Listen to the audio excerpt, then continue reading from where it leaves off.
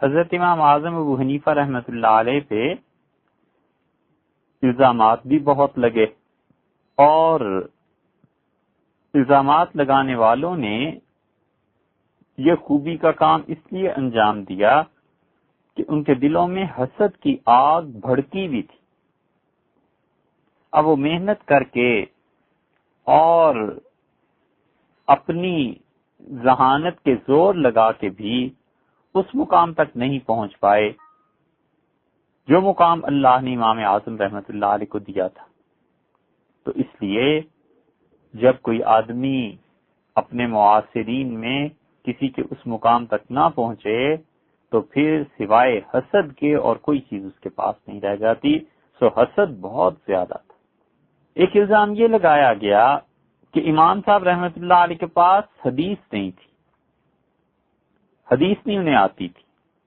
ایسا بےہودہ الزام ہے کہ کوئی آدمی سوچے کہ جس شخص کو حدیث نہیں آتی تھی اس نے اتنی عظیم فقہ کی بنیاد کیسے رکھ دی۔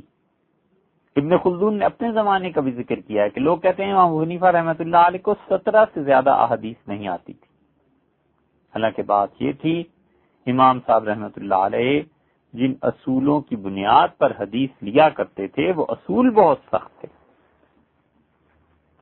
اس لیے بہت سے لوگ جو حدیث پہ عمل یہ کہتے تھے، امام صاحب رحمۃ اللہ علیہ اس بات کے قائل نہیں تھے، اور سب سے زیادہ وہ جستجو کرتے تھے کہ نبی کریم صلی اللہ علیہ وسلم کے وہ اعمال تلاش کرو جو وہ پہلے کرتے رہے ہیں لیکن بعد میں منسوخ ہو گئے۔ تو ناسخ اور منسوخ کی بحث احادیث میں امام صاحب رحمۃ اللہ علیہ پہ ختم تھی، تو بہت سی احادیث جو دیگر لوگ یہ سمجھتے تھے یا ائمہ یہ سمجھتے تھے کہ یہ قابل عمل ہیں، امام صاحب رحمۃ اللہ علیہ فرماتے تھے یہ قابل عمل نہیں۔ اور پھر امام صاحب رحمۃ اللہ علیہ ہمیشہ قرآن کو ترجیح دیتے تھے، اس کے بعد حدیث۔ اب باقی ائمہ کو دیکھیں، اور تو اور امام احمد بن حنبل رحمۃ اللہ علیہ کی فقہ کا اگر کوئی مطالعہ کرے تو اس نتیجے پہ پہنچے گا کہ امام صاحب رحمۃ اللہ علیہ یہاں حدیث کو سب سے زیادہ فوقیت ہے، اور امام احمد بن حنبل رحمۃ اللہ علیہ سب سے پہلے حدیث کو دیکھتے ہیں۔ امام اعظم رحمۃ اللہ علیہ کے مزاج یہ نہیں تھا، وہ کہتے تھے سب سے پہلے قرآن کو دیکھو کہ اس میں کیا لکھا ہے، اس کا کیا ہے، پھر اس کے بعد آگے چلیں گے۔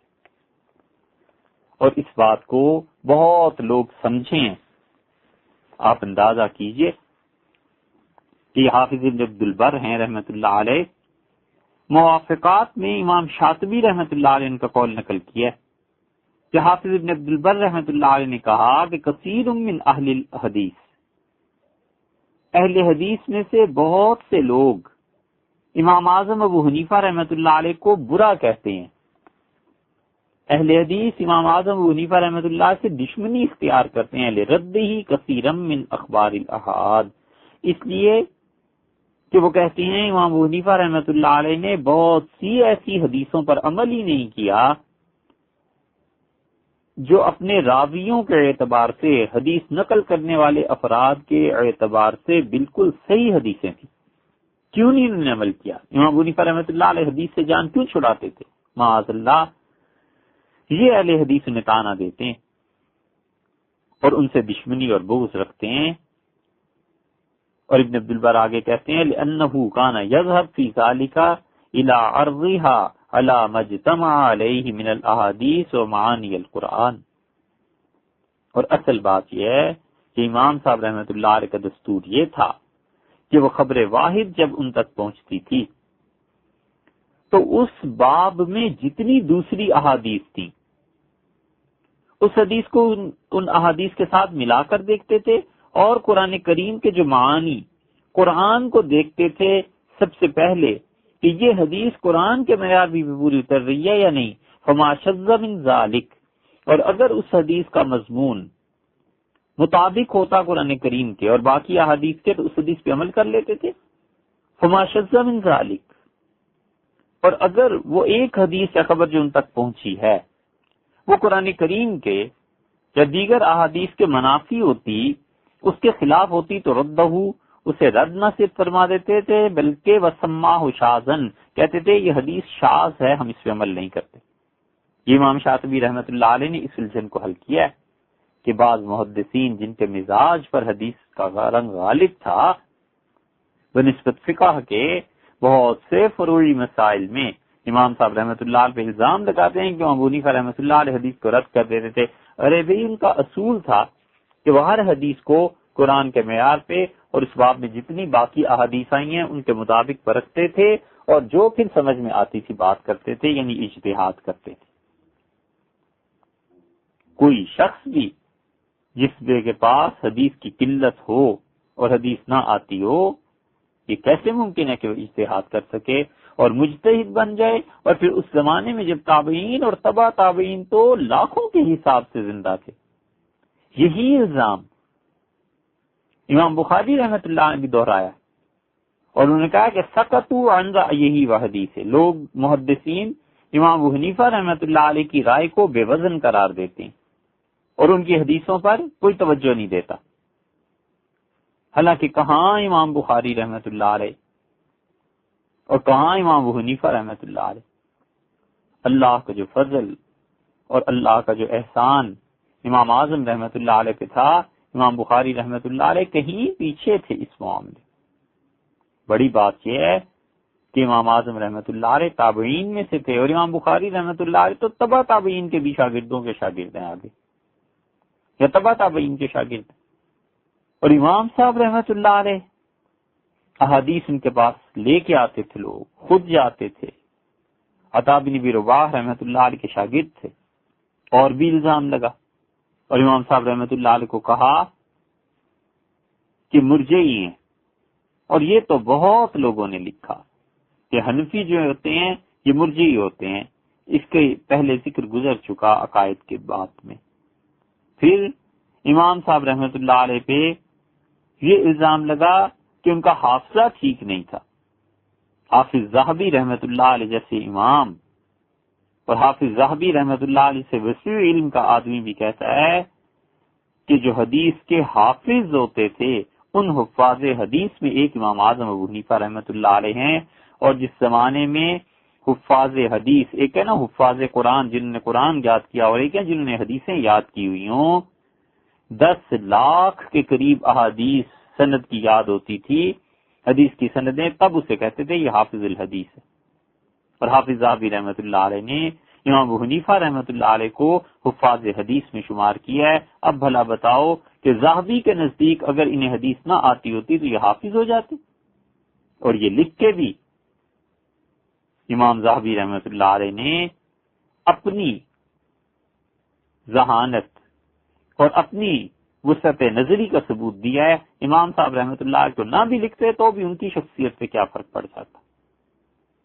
اور امام اعظم ابو حنیفہ رحمۃ اللہ علیہ کے ہاں حدیث قبول کرنے کی شرائط اتنی کڑی تھی کہ امام بخاری رحمۃ اللہ علیہ کیا نہیں تھی۔ امام شعبہ رحمۃ اللہ علیہ امیر المومنین فی الحدیث جنہیں کہتے تھے، اور یہ صحاح ستہ میں کوئی کتاب نہیں ہے جس میں شعبہ کی روایات نہ ہو۔ اور امام احمد بن حنبل رحمۃ اللہ سے پوچھا گیا شعبہ کے متعلق، تو انہوں نے کہا کہ اسماء الرجال میں حدیث کی سند پرکھنے میں یہ امام ہے، یہ امام شعبہ رحمۃ اللہ علیہ۔ اتنے بڑے بڑے لوگ جن کا اعتراف کرتے تھے۔ امام شافعی رحمۃ اللہ علیہ کہتے تھے کہ اگر شعبہ نہ ہوتے عراق میں تو حدیث پھیلتی ہی نہ۔ سفیان سعید الثوری رحمۃ اللہ علیہ کے جب انتقال کی اطلاع ملی کہ شعبہ کا انتقال ہو گیا تو انہوں نے کہا فو، حدیث دنیا سے اٹھ گئی۔ اتنا بڑا آدمی ہے یہ، اور وہ قسم کھا کے کہتے تھے کہ اللہ کی قسم ابو حنیفہ اس کا حافظہ بڑا اچھا اور ان کی سمجھ بڑی گہری تھی۔ لوگوں نے ان پہ الزام لگائے ہیں، اور اللہ جانتا ہے کہ لوگ جھوٹے ہیں، اور خدا کی قسم لوگ امام صاحب رحمۃ اللہ علیہ کی توہین کے جرم میں خدا کے یہاں پکڑے جائیں گے، وہاں دیکھ لیں گے کہ کیا ہوتا ہے۔ 30 سال تک امام ابو حنیفہ رحمۃ اللہ علیہ نے ایک رکعت میں پورا قرآن کریم پڑھا۔ تصور کیا جا سکتا ہے کہ جو شخص 30 سال تک روزانہ قرآن کریم پڑھ دیتا ہو، اللہ نے اس کے وقت میں کتنی برکت رکھی تھی اور اس کا حافظہ کیسا تھا۔ جس جگہ وفات ہوئی ہے خود فرمایا تھا میں نے 7000 مرتبہ یہاں قرآن کریم پڑھا۔ اندازہ کرے آدمی کیا جن کے حافظے کمزور ہوتے ہیں وہ ایسے ہی ہوتے ہیں۔ 7,000 مرتبہ فرمایا اس جگہ میں نے بیٹھ کے قرآن پڑھا۔ ایک بزرگ کہتے تھے کہ میں ایک آدمی کو نماز پڑھتے ہوئے دیکھ رہا تھا حرم میں، بیت اللہ میں، اور ان کا قیام لمبا ہو گیا۔ تو میں نے سوچا یہ کون شخص ہے اتنا لمبا قیام، اور وہ ہلکی ہلکی آواز میں تلاوت کر رہے تھے۔ تو 3 رکعتیں اس نے پڑھی وتر کی، اور 3 رکعتوں میں پورا قرآن کریم کھڑے ہو کے رات بھر میں پڑھ لیا۔ یہ حال تھا امام ابو حنیفہ رحمۃ اللہ علیہ کا۔ الزام لگا امام بخاری رحمۃ اللہ علیہ کتاب الحیل میں، امام ابو حنیفہ رحمۃ اللہ علیہ کی طرف چل پڑے ہیں کہ وہ ہیلے اختیار کرتے تھے۔ ایک ہے ہیلا لوگوں کے حقوق کو غصب کرنا، اس کا کون قائل ہے؟ اور ایک ہے ہیلا کہ کسی آدمی کو اس کا حق دینا، اس تک حق پہنچانا، اس کے سب قائل ہیں۔ قرآن کریم میں نہیں آیا؟ حضرت یوسف علیہ الصلوۃ والسلام نے کیا کیا؟ اپنے والد حضرت یعقوب علیہ الصلوۃ والسلام سے ملنا تھا، وہ ہیلا نہیں کیا۔ حضرت سلیمان علیہ الصلوۃ والسلام نے ملکہ بلقیس کے تخت کے معاملے میں کیا کیا؟ حضرت ایوب علیہ الصلوۃ والسلام نے اپنی اہلیہ کے متعلق جو کہا کہ خدا نے مجھے صحت دی تو میں تمہیں 100 درے لگاؤں گا، پھر اللہ تعالیٰ نے کیا ان کو حل بتایا؟ یہی وہ چیز ہے جو امام ابو حنیفہ رحمۃ اللہ علیہ نے قرآن کریم سے ہی سیکھی تھی، اور اس پہ ان پہ الزام لگا کہ یہ دین سے نکلنے کے ہیلے ڈھونڈتا ہے شخص، اور اتنا برا ہے کہ یہودیوں کو قتل کرنے میں اتنا ثواب نہیں جتنا ابو حنیفہ رحمۃ اللہ علیہ کو قتل کرنے میں ثواب ہے۔ مر گئے، کھپ گئے، مٹی میں مل گئے امام صاحب رحمۃ اللہ علیہ کے حاسد، اور نہ کوئی جانتا ہے، نہ کوئی ان کا نام پہچانتا ہے، کب کے دفن ہو گئے، اور صرف بعض صفحات اور بعض کتابوں میں ان ظالموں کا نام رہ گیا۔ اور امام ابو حنیفہ رحمۃ اللہ علیہ 1500 سال اور 1300 برس 1200 برس گزر گئے، اب بھی امام صاحب رحمۃ اللہ علیہ کے لیے دعا کرنے والے، امام صاحب رحمۃ اللہ علیہ سے محبت کرنے والے، ان کی فقہ کی پیروی کرنے والے جی رہے ہیں اور بڑھ رہے ہیں۔